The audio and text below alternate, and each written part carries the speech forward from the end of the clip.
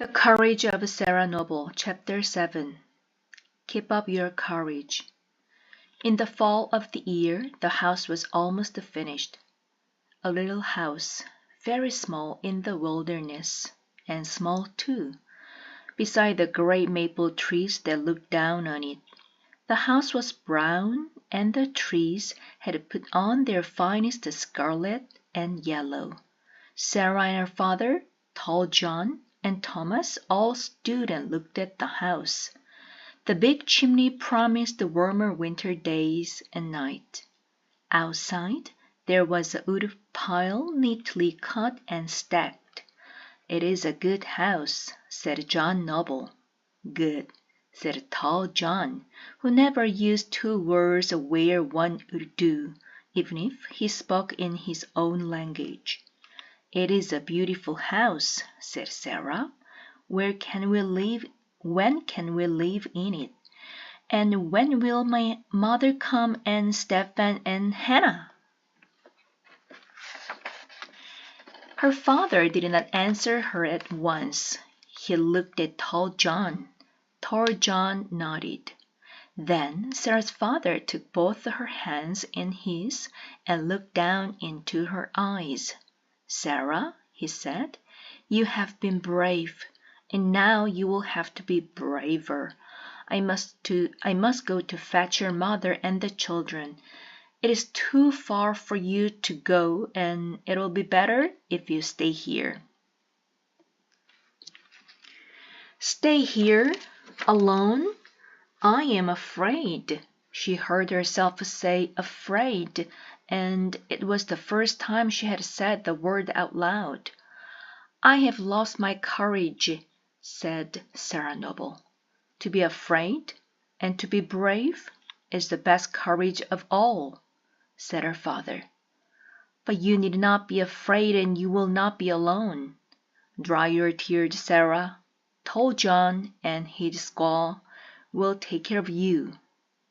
"You mean—" And Sarah, not quite believing the words, "You mean I am to live with the Indians?" "That is what I mean," her father said. "Does it seem very hard to you?" Sarah thought it over. The Indian children were her friends. She loved tall John and his squaw. But to stay with them, to live in their house, while her father was away, that was quite another matter. And again, Sarah was afraid. But she knew that Thomas would be needed to carry goods when her father brought the family back, Thomas and other horses.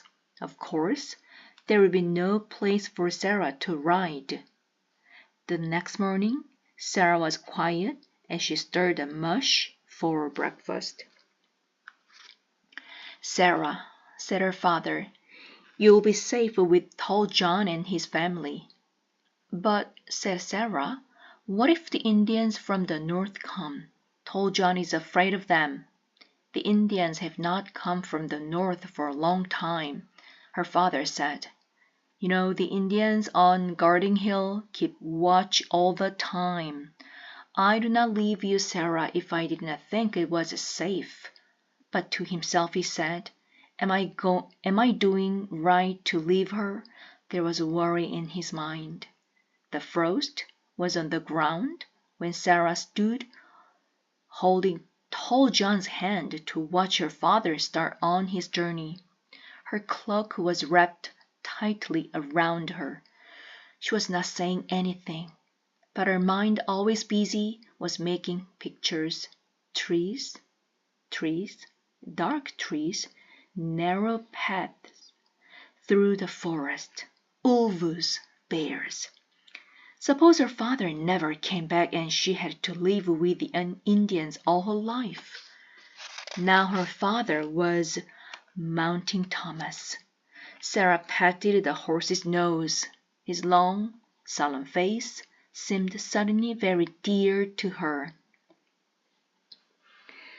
John Noble rode quickly away, turning once, twice, 3 times to wave to a very small girl in a red-brown cloak.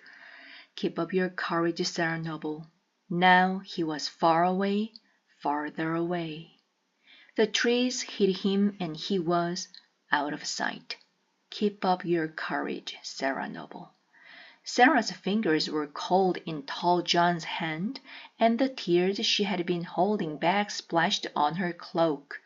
Tall John swung her up on his shoulder. Then they went, with long strides, down the hill, across the river, to Tall John's house.